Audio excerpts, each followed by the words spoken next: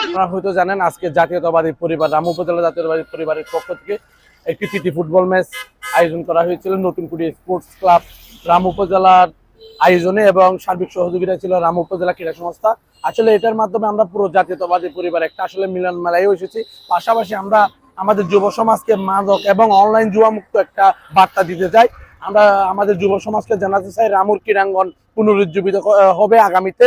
তোমরা আসলে মাদক এবং অনলাইন জুয়া ছেড়ে আমাদের মাঠমুখী হও। আমরা প্রতিটি ইউনিয়নে আজকে থেকে আমাদের এখান থেকে যাত্রা শুরু। আমরা প্রতিটি ইউনিয়নে 11টি ইউনিয়নে পর্যায়ক্রমে নতুনকুড়ি স্পোর্টস ক্লাবের পক্ষ থেকে আমরা প্রীতি ম্যাচগুলো যুব সমাজের জন্য আয়োজন করব। কৃতজ্ঞতা জানাচ্ছি বাংলাদেশ জাতীয়তাবাদী পরিবারকে।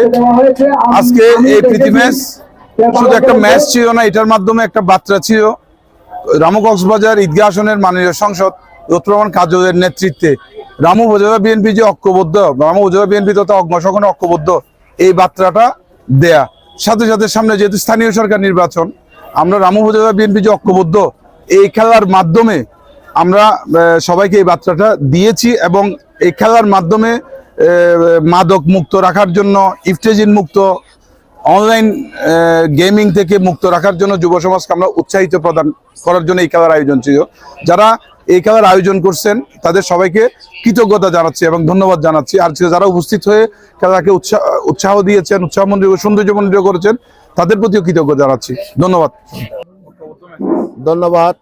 আজকে নতুনকুড়ি স্পোর্ট কর্তৃক আয়োজিত ঐক্যবদ্ধ প্রীতি ম্যাচ ব্রাজিল বনাম আর্জেন্টিনার খেলা দর্শকের যে সুন্দর উপহার দিয়েছে তাদেরকে আমি প্রথমে ধন্যবাদ জানাচ্ছি এবং এই ঐক্যের মধ্যে আমরা জাতীয়তাবাদ পরিবার যাতে আগামী দিনেও এভাবে ঐক্য থাকতে পারি তার জন্য তাদেরকেও ধন্যবাদ জানাচ্ছি। আর আজকে যারা এখানে উপস্থিত আছে অতিথিবৃন্দ তাদেরকেও ধন্যবাদ সময় দেওয়ার জন্য এবং আমাদের মাননীয় সাংসদ লুৎফর রহমান কাজল ভাইকে আমি বলবো আপনাদের মাধ্যমে এই মাঠটা আবারও যেন সংস্কার করে দেয়, কারণ মাঠের কারণে আজকে খেলাটা আমরা আরো সুন্দরভাবে দেখতে পারতাম।